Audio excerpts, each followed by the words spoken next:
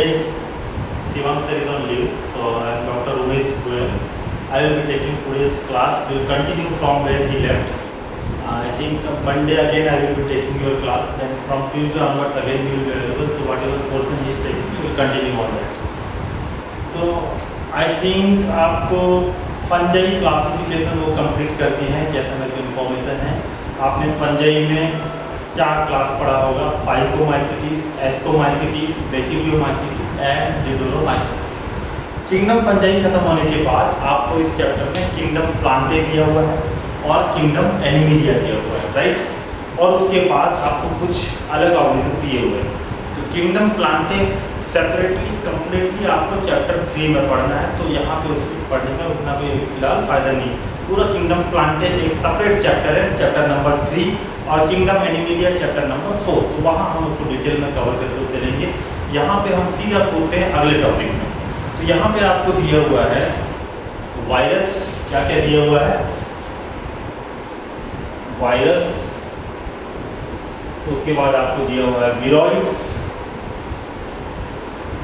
है ना. और तीसरा दिया हुआ है आपको प्रियॉन्स, और चौथा दिया हुआ है लाइकेंस.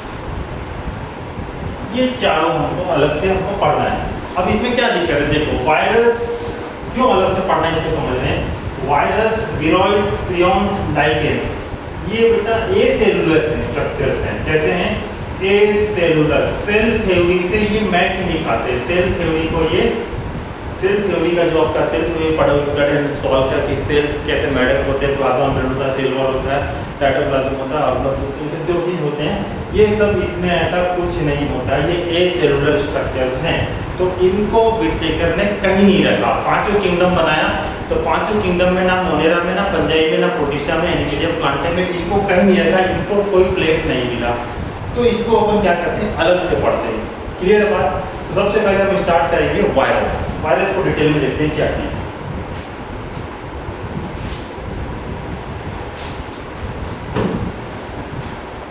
वायरस, सबसे पहला पॉइंट तो ये है कि ये ए सेलुलर है. ये क्या है? ए सेलुलर. सेल्स नहीं है इसमें. ये क्रिस्टलाइन इनर्ट है, क्रिस्टलाइन स्ट्रक्चर है, और आउटर से क्रिस्टलाइन आउटर स्ट्रक्चर कैसा है इसका? क्रिस्टलाइन है, और इनर्ट है. इनर्ट है मतलब इनएक्टिव जैसा रहता है, किसी से रिएक्ट नहीं करता, शांति से पड़ा हुआ है. ठीक है. तो आप देखो कि वायरस बाहर में पड़ा हुआ है, तो वो इनर्ट रूप में है. अगर उसको आप टच करते हो, आपके कांटेक्ट में आता है, तो हो सकता है वो आपके बॉडी में आके वापस सर्वाइव करना चालू कर दे, है ना. तो क्रिस्टलाइन स्ट्रक्चर इनर्ट है. तीसरा पॉइंट आप ये देखोगे कि they are obligate parasite. Obligate parasite. तो 2 वर्ड है. एक ऑब्लिगेट सुनते हो आप, और एक फैकल्टेटिव बोल के 2 वर्ड सुनते हैं. ऑब्लिगेट मतलब होता है कि कंपलसरी, कोई विकल्प नहीं है. Obligate parasite. पैरासाइट मतलब the organism which survives on host organism, किसी और पे डिपेंडेंट है ना. तो इसको हम बोलते हैं कंप्लीटली डिपेंडेंट.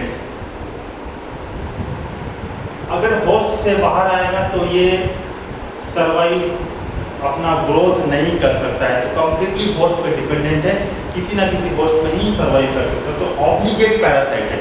पैरासाइट मतलब होस्ट से बाहर, खत्म. क्लियर?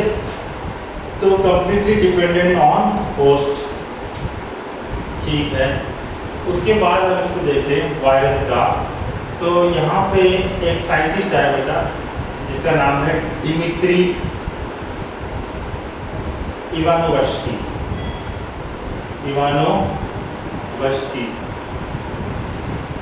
ये साइंटिस्ट है.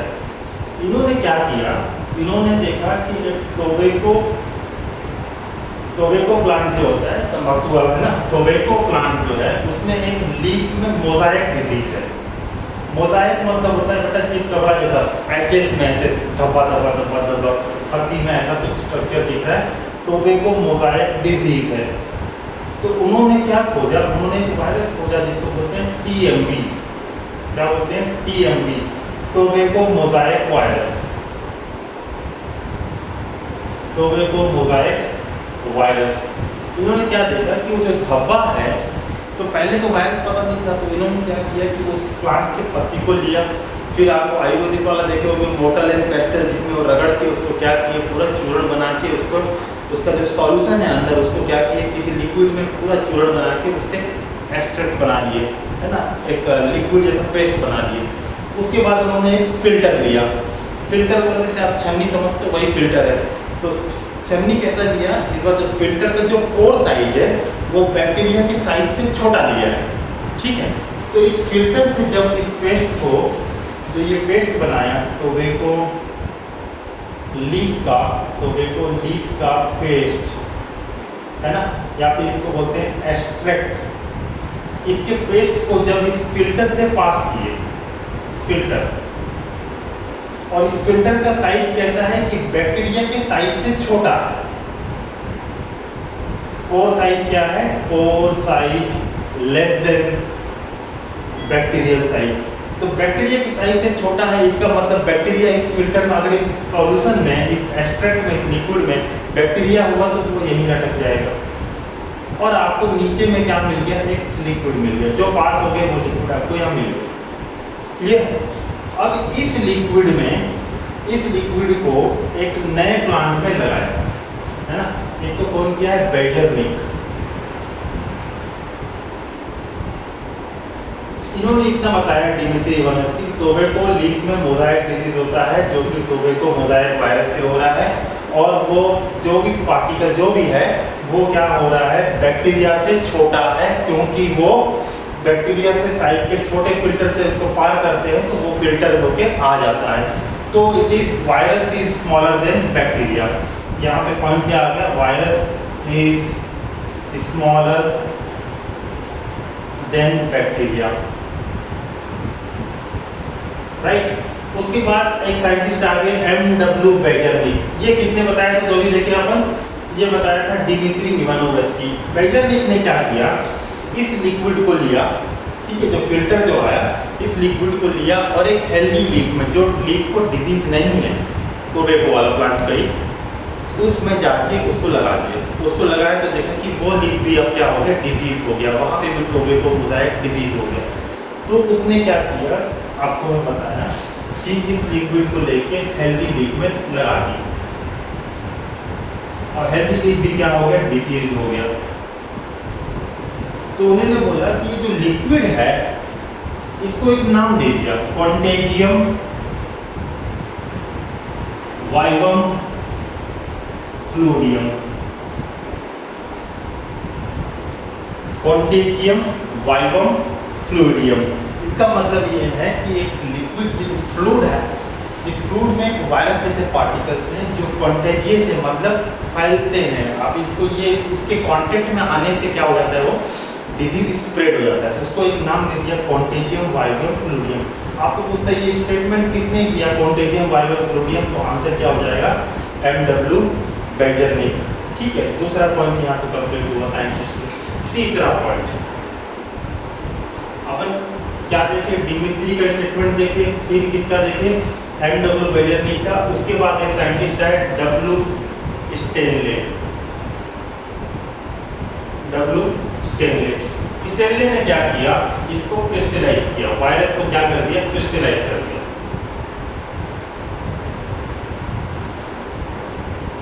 वायरस को क्रिस्टलाइज कर दिया। वायरस को क्रिस्टलाइज करने का मतलब ये है, आप समझो कि शक्कर किससे मिलता है, गन्ना से। गन्ना से क्या निकलता है, रस।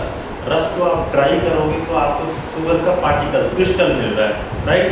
वैसे ही वायरस का जो लिक्विड है, इसको अगर आप ड्राई करते जाओगे तो ये क्रिस्टल जैसा बन गया।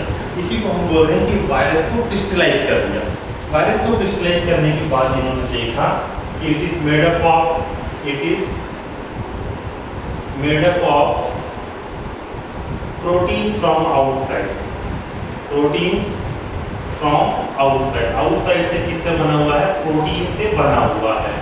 एंड इनसाइड क्या है, जेनेटिक मटेरियल है।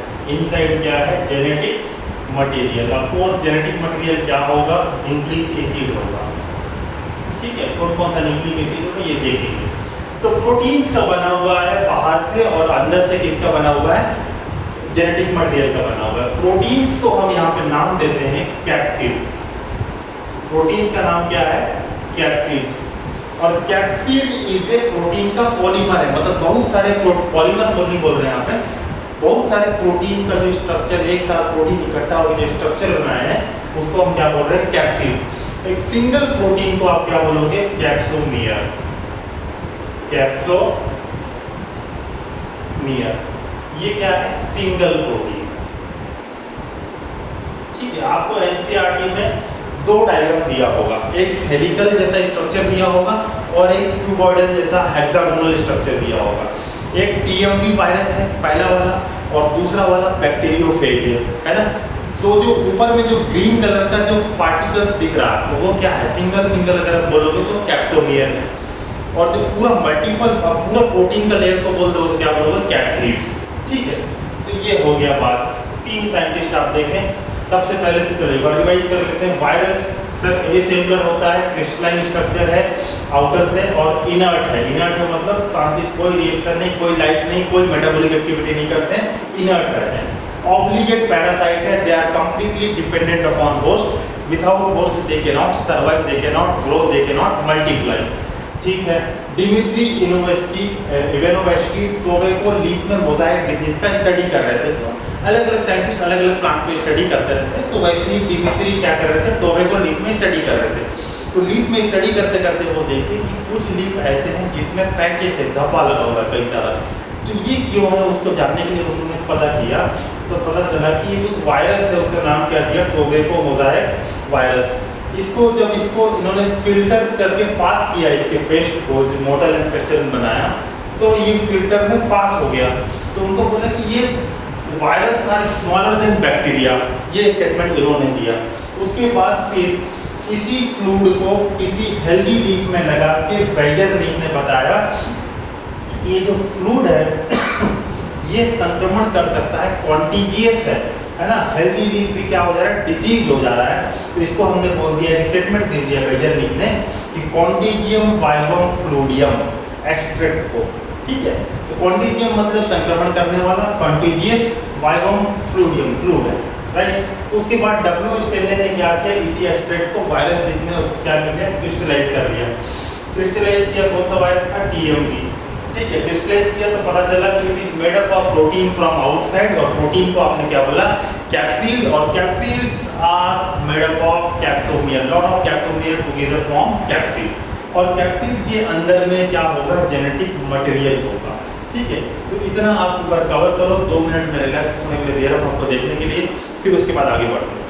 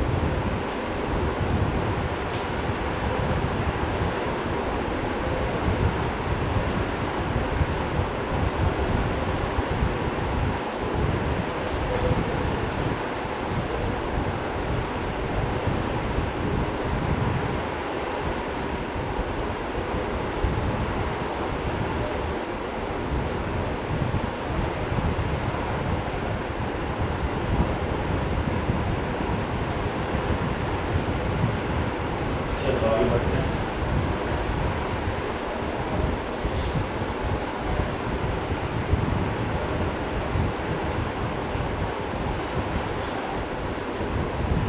चलो कैप्सीड देखें। कैप्सीड आपको एनसीईआरटी में अभी फिलहाल दो तरीके से अरेंजमेंट दिखाया है। पहला अरेंजमेंट है हेलिकल स्ट्रक्चर, ठीक है। हेलिकल स्ट्रक्चर का एग्जांपल है TMV, है ना। क्या दिया हुआ है? TMV। TMV मतलब टोबैको मोज़ाइक वायरस, ठीक है। तो आपको कुछ इस प्रकार से एक वायरस दिखाया होगा, है ना। ऊपर में प्रोटीन्स लगे हुए हैं, अंदर में क्या है, ये इसका जीनोम है। तो जीनोम, इसके ऊपर प्रोटीन लगा हुआ है पूरा, एक ऐसा वायरस दिखाया होगा एनसीईआरटी में। इसका जीनोम जेनेटिक मटेरियल क्या होता है? जेनेटिक मटेरियल इसका क्या होगा TMV का? तो सिंगल स्ट्रैंडेड RNA होगा। क्वेश्चन आते रहते हैं तो याद रख लेना, क्योंकि डायग्राम दिया होगा तो पूछ लेता है TMV का, है ना, सिंगल स्ट्रैंडेड RNA। दूसरा बोला है आपको कि इकोसाहेड्रल अरेंजमेंट, इकोसाहेड्रल अरेंजमेंट।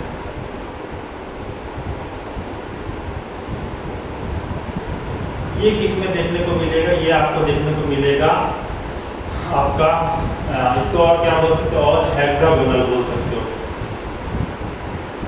ये देखने को मिलेगा आपको बैक्टीरियोफेज में। किसमें देखने को मिलेगा?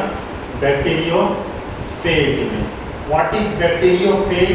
ए फेज, ए वायरस, है ना, a virus which attacks bacteria, which attacks bacteria. जो बैक्टीरिया को ही अटैक करता है, बैक्टीरिया को ही क्या करता है, इन्फेक्ट करता है, उस वायरस को हम क्या बोलते हैं?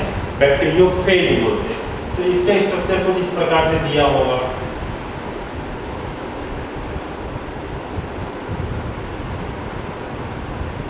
है ना। तो ऐसा टेल निकला होगा यहाँ से।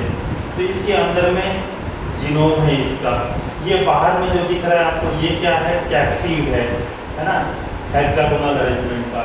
ये कैप्सीड है और अंदर में जेनेटिक मटेरियल है। जेनेटिक मटेरियल कैसा है? Double stranded DNA, double stranded DNA, clear. इसके बाद बैक्टीरियोफेज में थोड़ा सा और डिस्कशन कर लेते हैं, थोड़ा सा आउट ऑफ सिलेबस है, बट आपको 12th में जरूरत पड़ेगा, तो इसको थोड़ा सा डिस्कशन कर लेते हैं। मान लो ये आपका बैक्टीरिया है, तो इस बैक्टीरिया पे ये वायरस, ऐसा बैक्टीरियोफेज जो बैक्टीरिया को इन्फेक्ट करता है, उस वायरस को क्या बोले? बैक्टीरियोफेज। ये आके ऐसा बैठा, ये क्या करेगा? इसका जो प्रोटीन बॉडी है कैप्सिड वाला, ये बाहर ही रह जाएगा जब इन्फेक्ट करेगा। पहला स्टेज क्या देख रहे हैं? इन्फेक्ट, इन्फेक्ट कर रहा है बैक्टीरिया को। इन्फेक्ट जब करेगा तो जेनेटिक मटेरियल क्या होगा? अंदर चले जाएगा, ठीक है। जेनेटिक मटेरियल अंदर चला जाएगा। अब ये वायरस का खुद का जीनोम है, इसके पास राइबोसोम्स है, इसका ट्रांसक्रिप्शन करने का, DNA से RNA बनाने का मशीनरी सब कुछ है। तो ये वायरस पैरासाइट से, तो ये क्या करेगा? अब होस्ट का मशीनरी यूज करेगा, ठीक है। Now this virus will use, क्या यूज करेगा? होस्ट का मशीनरी। होस्ट कौन है? बैक्टीरिया। जिसको इन्फेक्ट कर रहा है उसको आप क्या बोलोगे? होस्ट। मेहमान है ना, ये मेहमान है, इसका खातिरदारी करने वाला। तो ये खातिरदारी करना नहीं, ये करवा लेगा खुद, तो यूज करेगा खुद ही। Use host machinery. Host machinery को यूज करके ये अपना मल्टीप्लिकेशन कर लेगा। मल्टीप्लिकेशन करके कई सारे अंदर में क्या बन जाएंगे? और बैक्टीरियोफेज बन जाएंगे। ऐसे करके धीरे धीरे कितने सारे, कई सारे क्या बन गए अंदर? बैक्टीरियोफेज और बन गए। इस फेज, ये जो फेज चल रहा है, इस पूरे फेज को हम बोलते हैं लाइसोजेनिक फेज। क्या बोलते हैं? Lysogenic phase. लाइसोजेनिक फेज में क्या हो रहा है कि बैक्टीरिया को वायरस इन्फेक्ट कर रहा है, और उस वायरस का नाम क्या है? बैक्टीरियोफेज। इन्फेक्ट करके होस्ट के मशीनरी को यूटिलाइज करके अपना कॉपी बना रहा है, और लॉट्स ऑफ कॉपी अंदर प्रोड्यूस होते जा रहा है, होते जा रहा है। इस फेज को आप क्या बोलते हैं? Lysogenic phase. इसके बाद क्या होगा? जैसे ये मल्टीप्लाई करके इनफ नंबर में अपना नंबर प्रोड्यूस कर चुके होंगे, इस बैक्टीरिया को ये लाइस कर देंगे। लाइस कर देंगे मतलब तोड़ देंगे। तोड़ के ये बाहर निकल आएंगे, और बाहर निकल आए मतलब अब जो दूसरे बैक्टीरिया उनको इन्फेक्ट करेंगे। तो सेकेंड फेज क्या आ रहा है? लाइटिक फेज आ रहा है। सेकेंड फेज क्या आ रहा है? Lighting phase. लाइटिंग फेज में क्या होगा? बैक्टीरिया को तोड़ दिया जाएगा। Bacteria will be lysed and virus will come outside. Virus will come outside and starts new infection cycle. New infection cycle मतलब वापस लाइसोजेनिक फेज स्टार्ट कर लेंगे, दूसरे बैक्टीरिया को इन्फेक्ट करेंगे, फिर मल्टीप्लाई करेंगे, फिर लाइटिंग फेज, फिर रप्चर करेंगे, फिर ये कार्यक्रम चलते रहता है ऐसा। ठीक है, तो दो फेज है इन्फेक्शन में, इसका दो फेज। कौन सा? एक लाइसोजेनिक फेज। क्या होगा इसके अंदर? मल्टीप्लिकेशन होगा। किसका? वायरस का, inside the host organism. Second phase क्या है? Lighting phase. लाइटिंग फेज में ब्रेकडाउन होगा होस्ट ऑर्गेनिज्म का और वायरस जो मल्टीप्लिकेशन हुए हैं वो रिलीज होंगे। ठीक है, तो दो फेज, लाइसोजेनिक और लाइटिंग फेज। बैक्टीरियोफेज आपका ये कवर हो गया। इसके बाद हम चलते हैं जेनेटिक मटेरियल। प्रोटीन देख लिए, इसके बाद क्या देखते हैं? Genetic material. तो genetic material it can be DNA और आरएनए। आरएनए भी हो सकता है, डीएनए भी हो सकता है।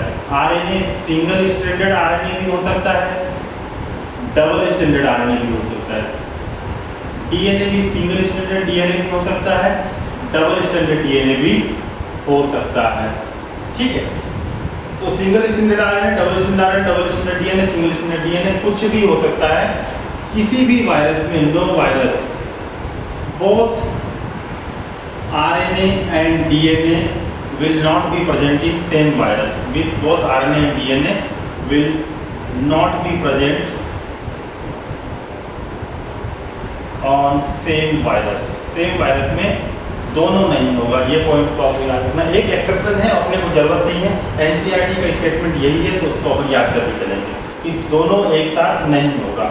तीसरा पॉइंट, कुछ वायरस ऐसे हैं जिसमें जीनोम क्या है? आरएनए है, और आरएनए जीनोम के साथ में उनके पास एक स्पेशल एंजाइम है जिसको बोलते हैं रिवर्स ट्रांसक्रिप्टेस। क्या बोल रहे हैं? Reverse transcriptase. यहीं पे लिखते हैं some virus have RNA as a genetic material. क्या है? RNA as a genetic material and they have reverse transcriptase markers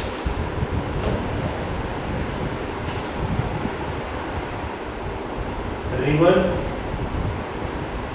transcriptase enzyme। Reverse transcriptase enzyme, ये एंजाइम क्या करता है? ये एंजाइम आरएनए से डीएनए बनाता है। आरएनए से क्या बनाता है? डीएनए बनाता है। इसको एग्जैक्टली cDNA बोलते हैं, जो अपन क्लास 12 में पढ़े। तो आरएनए से डीएनए बनाने के लिए एंजाइम कौन सा लगता है? Reverse transcriptase. किसके पास होता है? Some virus which have RNA as a genetic material.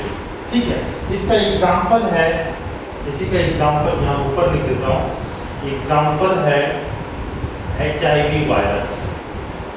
HIV virus human immuno deficiency virus. चलो इसको पहले एक बार देख लो, फिर थोड़ा स्पेस लेके वापस इसको कंटिन्यू करते हैं। ठीक है, 2 मिनट देखो एक बार।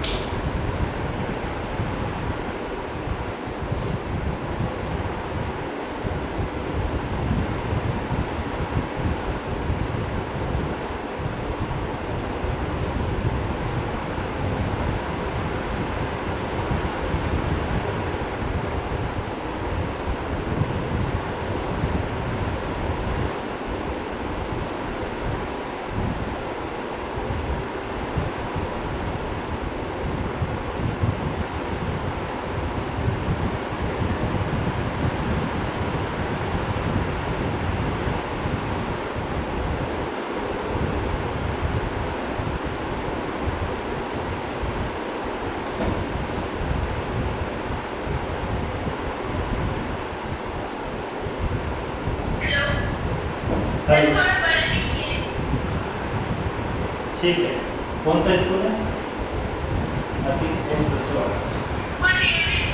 डीएवी। Okay okay okay.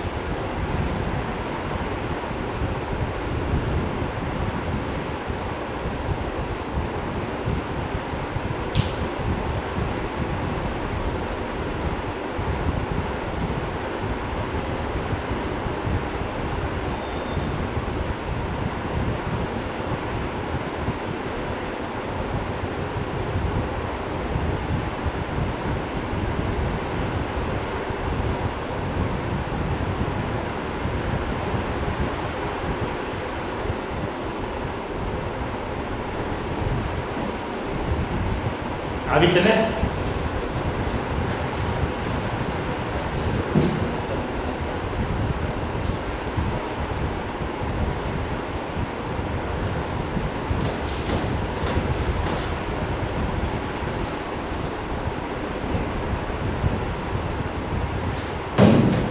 ठीक है, तो अपन ये देख रहे थे कि कुछ वायरस में आरएनए जेनेटिक मटेरियल है, और जैसे एग्जांपल अपन क्या देखे एचआईवी, और इसमें एंजाइम कौन सा है, रिवर्स ट्रांसक्रिप्टेज। ऐसे वायरस को आप क्या बोलते हो, रेट्रोवायरस बोलते हो। क्या बोलते हो इस वायरस को, रेट्रोवायरस। ठीक है, रेट्रोवायरस किसको बोल रहे हैं, जिसमें आरएनए जेनेटिक मटेरियल है, रिवर्स ट्रांसक्रिप्टेज एंजाइम है, इसको हम क्या बोल रहे हैं, रेट्रोवायरस। एग्जांपल क्या हो गया रेट्रोवायरस का, एचआईवी वायरस। ठीक है, चलो आगे बढ़ते हैं और देखते हैं कुछ इंफॉर्मेशन क्या दिया हुआ है एनसीईआरटी में। पहला इंफॉर्मेशन ये दिया है कि प्लांट को इन्फेक्ट करने वाले, प्लांट इन्फेक्टेड वायरस जो होंगे वो ज्यादातर क्या होते हैं, सिंगल स्ट्रैंडेड आरएनए। सीधा स्टेटमेंट दिया हुआ है आपको कि प्लांट को इन्फेक्शन करने वाले मोस्ट ऑफ द वायरस कौन से हैं, सिंगल स्ट्रैंडेड आरएनए होगा उनका जीनोम। ठीक है, सेकंड स्टेटमेंट एनिमल और ह्यूमन को इन्फेक्ट करने वाले, एनिमल और ह्यूमन को इन्फेक्ट करने वाले जो वायरस हैं वो single stranded RNA, single stranded DNA, double stranded DNA हो सकता है, कुछ भी हो सकता है। ठीक है, तो ह्यूमन और एनिमल को इन्फेक्ट करने के लिए कोई भी वायरस चलेगा, लेकिन प्लांट को ज्यादातर इन्फेक्टेड करने वाले वायरस कैसे होंगे, सिंगल स्ट्रैंडेड आरएनए होगा। ठीक है, तो वायरस के साथ इतना इंफॉर्मेशन आई थिंक बहुत है। इसके अलावा कुछ एग्जांपल्स देख लेते हैं अपन, जैसे कि इन्फ्लुएंजा वायरस। इन्फ्लुएंजा वायरस, इससे क्या होता है, इन्फ्लुएंजा होता है इससे। अभी आई डिजीज चल रहा है, इन्फ्लुएंजा चल रहा है, आंख में कुछ एलर्जी वाला चल रहा है, ये वायरस ही है, इन्फ्लुएंजा वायरस, है ना। इसके अलावा फ्लू वायरस, जितने भी वायरस है, सर्दी खांसी करने वाले वायरस हैं, कोल्ड फ्लू वायरस, है ना, ये सब क्या कहलाते हैं, फ्लू वायरस कहलाते हैं। उसके बाद आप देखोगे कि मिजल्स एक डिजीज होता है, मिजल्स किससे होता है, मिजल्स वायरस से होता है। उसके बाद आप देखोगे एड्स, एड्स किससे होता है, एचआईवी वायरस से होता है ना। एचआईवी को लिख लेंगे human immuno deficiency virus, deficiency virus. ठीक है, एड्स का फुल फॉर्म आई थिंक आपको याद होगा, नहीं याद होगा तो बताना, बताएंगे। एचआईवी के बाद क्या देखिए, पोलियो। पोलियो सुने होंगे ना, 2 बूंद जिंदगी के, ये भी कौन सा है, वायरल डिजीज है। किससे होता है, पोलियो माइलिटिस, पोलियो माइलिटिस। इसके बाद आप सुनोगे स्मॉल पॉक्स। स्मॉल पॉक्स किससे होता है, ये वेरियोला वायरस से होता है, वेरियोला जोस्टर बोल के एक वायरस होता है, इससे होता है, वेरियोला जोस्टर। ठीक है, तो ये कुछ वायरस के एग्जांपल्स हैं जो आप कंटिन्यू आप ह्यूमन लाइफ में अलग अलग ह्यूमन हेल्थ एंड डिजीज बोल के अलग चैप्टर भी पढ़ेंगे, वहाँ पे देखोगे। इसके अलावा एनिमल्स के अलावा दे इन्फेक्ट प्लांट ऑल्सो। प्लांट में आप देखो कि लीफ कर्ल हो जाता है, लीफ क्या है, कर्ल हो जाएगा। कर्ल मतलब घूम घूम के कर्ली हेयर होता है ना, वैसे लीफ कर्ल हो जाएगा। बंची टॉप ऑफ बनाना, है ना, bunchy top of banana, leaf curling, ये सब किसका सिम्टम है, वायरल इन्फेक्शन का सिम्टम है प्लांट। ये एनसीईआरटी में एक लाइन दिया हुआ है, तो अपन जितना भी पढ़े बेटा सब एनसीईआरटी में पूरा लाइन से दिया हुआ है, आप उसको कवर करना, एक बार जाके रिवाइज करना, पूरा कंप्लीट लगेगा। ठीक है, इसके आगे बढ़ते हैं और अगला टॉपिक देखते हैं, विरोइड्स।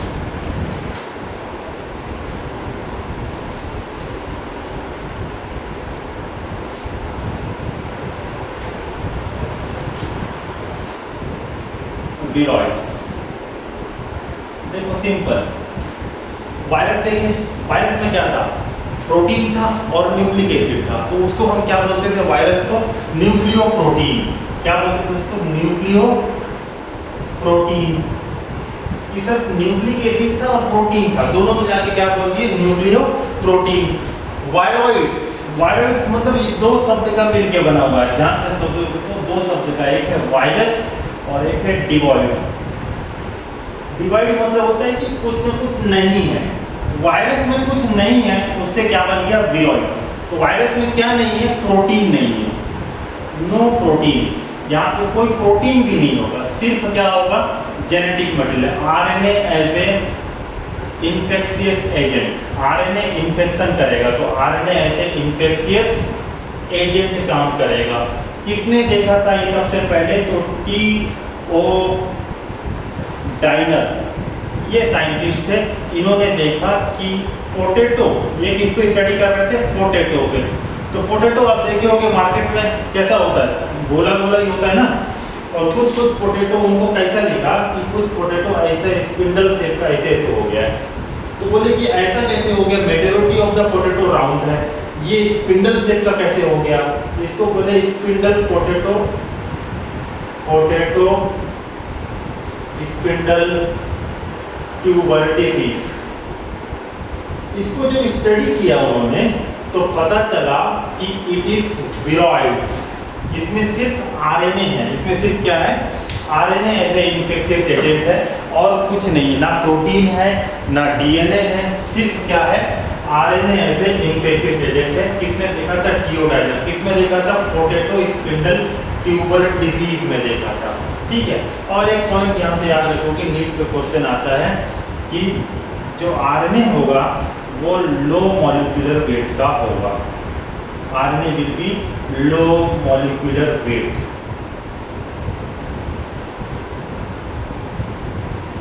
ठीक है, इतना पॉइंट आप याद रखोगे तो विरोइड्स कंप्लीट हो जाएगा, कोई यहाँ पे परेशानी नहीं बनेगा। क्या एक बार फिर से बता देना, वायरस डिवॉइड ऑफ प्रोटीन मतलब नो प्रोटीन, क्या बोल रहे हैं? विरोइड्स। किसमें देखा गया था? पोटैटो स्पिंडल ट्यूबर डिजीज हुआ था। किसने देखा था? टी.ओ. डाइनर ने। पता किया कि ये ट्यूबर स्पिंडल से क्यों हो रहा है, तो उनको पता चला कि आरएनए ऐसे इन्फेक्शन, आरएनए इन्फेक्शन कर रहा था, वो भी लो मॉलिक्यूलर वेट का था, बिना प्रोटीन के। उनको उसको नाम क्या दे दिया? विरोइड्स। क्लियर है?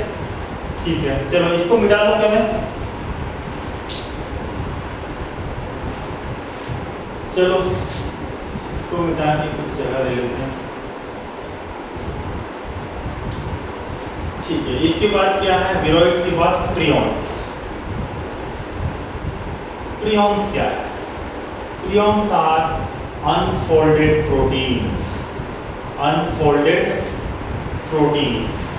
अब इसको समझ लो क्या होता है प्रोटीन। इसी साल क्लास 11 में चैप्टर 11 या 12 अभी चेंज हुआ है तो नंबर चेंज हो गया होगा, बायोमोलिक्यूल्स हम पढ़ेंगे। बायोमोलिक्यूल्स में हम देखेंगे कि प्रोटीन है, कार्बोहाइड्रेट है, न्यूक्लिक एसिड है, लिपिड है, फैट है, ये सब के बारे में डिटेल में पढ़ेंगे। तो आप पढ़ोगे कि protein is a polymer. Protein क्या है? पॉलीमर है। तो किसका बना हुआ है? अमीनो एसिड का बना हुआ है। कितने टाइप का अमीनो एसिड होता है? सर 20 टाइप का अमीनो एसिड होता है। अलग अलग अमीनो एसिड जुड़ के क्या बनाते हैं? प्रोटीन बनाते हैं। उसका लेंथ कुछ भी हो सकता है, डिपेंड्स अपॉन द प्रोटीन की कौन सा प्रोटीन। और जो सीक्वेंस है अमीनो एसिड का वो डिसाइड करते हैं कि उनका शेप कैसा होगा प्रोटीन का। तो ये प्रोटीन क्या होता है? पहले लीनियर ऐसे लंबा सा बना, उसके बाद अमीनो एसिड कौन कौन सा है उसके हिसाब से covalent bond, electrovalent bond, van der Waals force, hydrophobic force, कई सारे इंटरेक्शन होके एक ऐसा गोलाकार फाइब्रस शेप या फिर ग्लोबुलर शेप का प्रोटीन बन जाता है। तो ये डिपेंड करता है कि इंफॉर्मेशन अमीनो एसिड कौन सा है लाइन से, उस पर डिपेंड करता है कि कैसा शेप होगा। इसको बोलते हैं अपन फोल्डिंग ऑफ प्रोटीन। ये नॉर्मल बॉडी में सब एमिनो एसिड की इंफॉर्मेशन से नॉर्मली फोल्डिंग चलता रहता है। बट कुछ कंडीशन में ये देखा गया, specially in neurological disorder, neurological means related to brain, है ना। तो उसमें ये देखा गया कि there are some defect mechanism, कुछ डिफेक्ट हुआ है, कुछ तो डिफेक्टिव हुआ है, जैसे प्रोटीन फोल्डिंग गड़बड़ हो गया और प्रोटीन कैसे रह गए?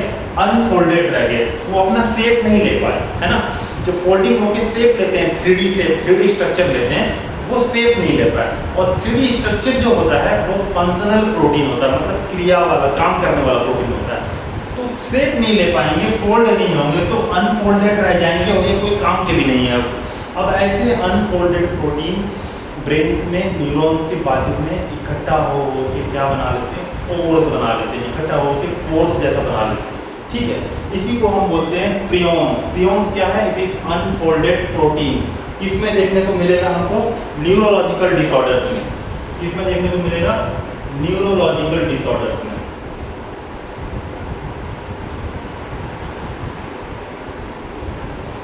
एग्जाम्पल इसका क्या दिया हुआ आपको? BSE।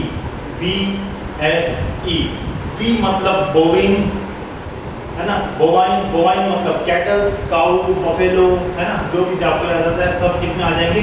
बोवाइंस में। एस मतलब स्पॉन्जी फॉर्म, स्पॉन्जी फॉर्म।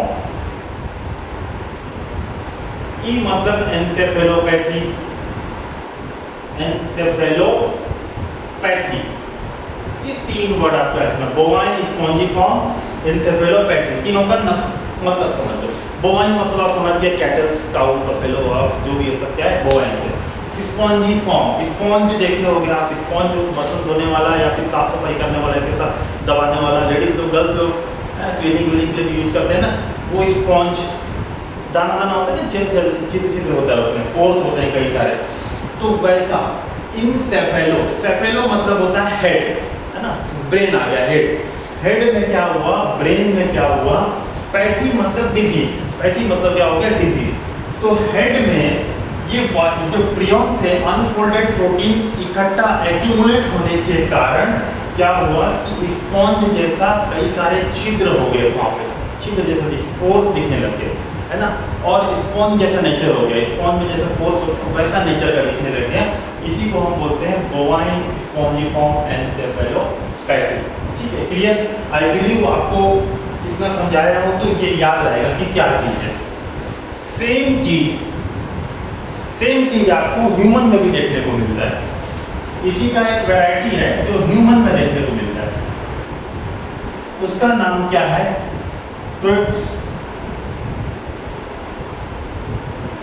क्रोट्सफेल्ड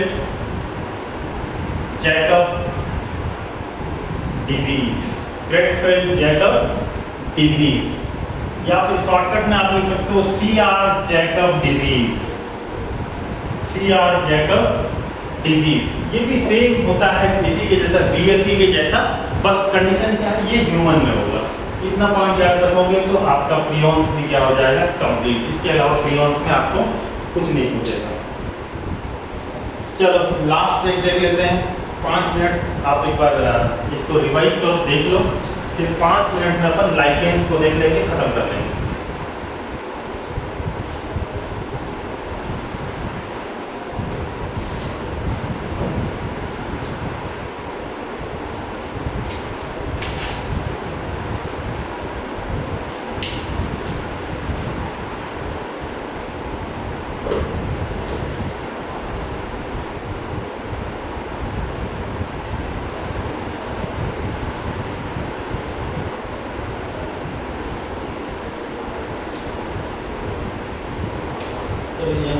बन गया, तो लाइकेंस भी देख लेते हैं। लास्ट पॉइंट है लाइकेंस। लाइकेंस क्या चीज है? तो lichens it is a symbiotic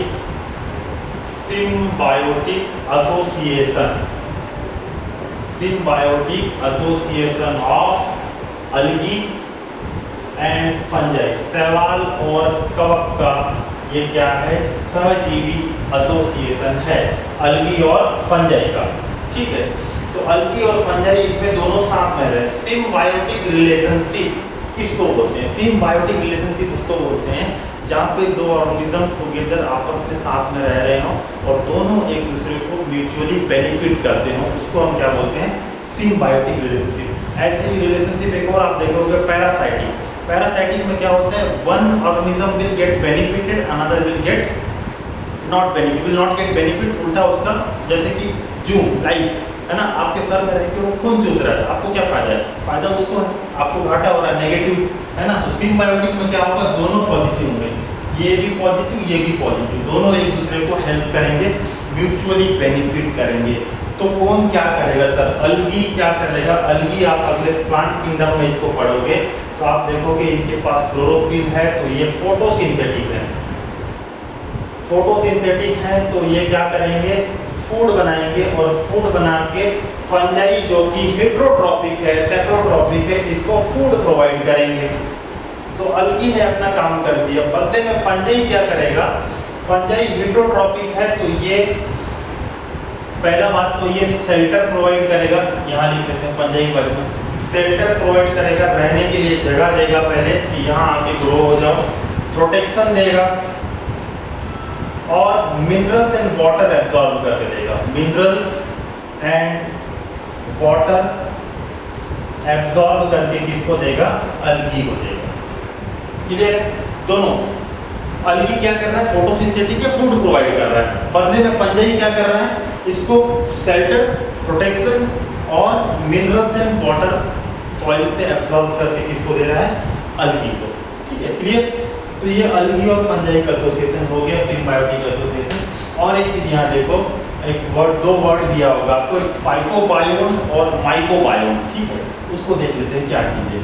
तो सबसे पहले तो आप ये याद रखो, study of fungi, study of fungi को बोलते हैं माइकोलॉजी। स्टडी ऑफ फंजाई क्या है, माइकोलॉजी। और स्टडी ऑफ अलगी क्या है, स्टडी ऑफ अलगी, इसको बोलते हैं फाइकोलॉजी। इसको क्या बोलती है, फाइकोलॉजी। तो ये माइकोलॉजी फंजाई, फाइकोलॉजी अलगी। तो यहाँ पे अलगी और फंजी दोनों साथ में रह रहे हैं।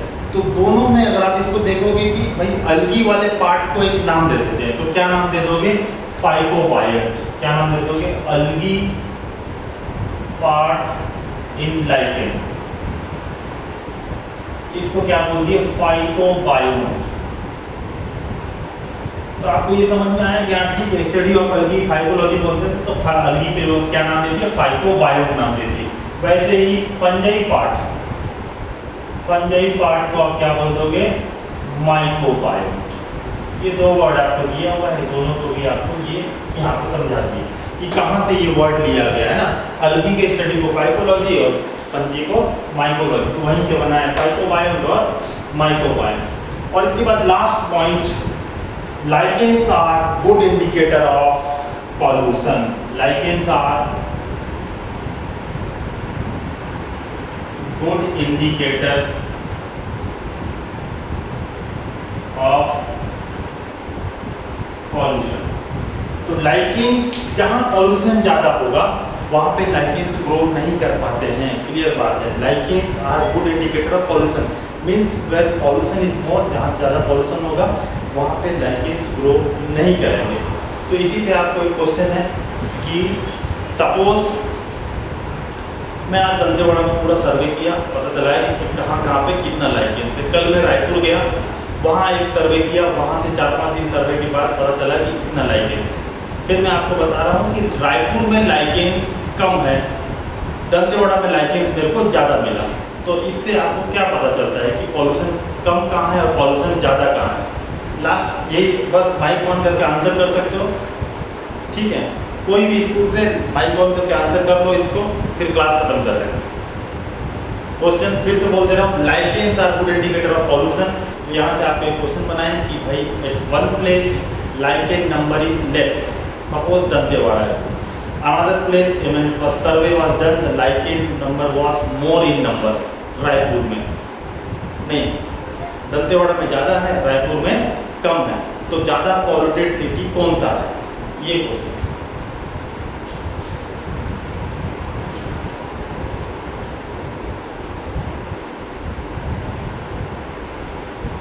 हाँ, ये भी पतरस,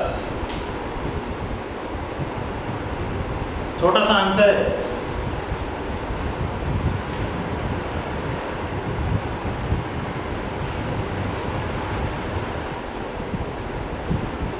अरे लास्ट का 5 मिनट क्वेश्चन आंसर सेशन, चलो जल्दी आंसर दे दो। पॉल्यूशन कहाँ ज़्यादा है, रायपुर में। मान लो दंतेवाड़ा में लाइकेन ज़्यादा मिल रहा है, रायपुर में कम मिल रहा है, तो पॉल्यूशन कहाँ ज़्यादा है।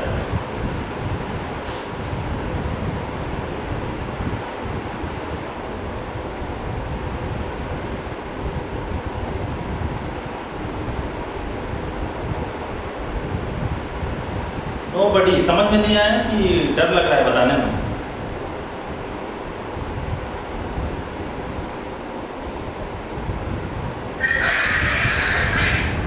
हाँ,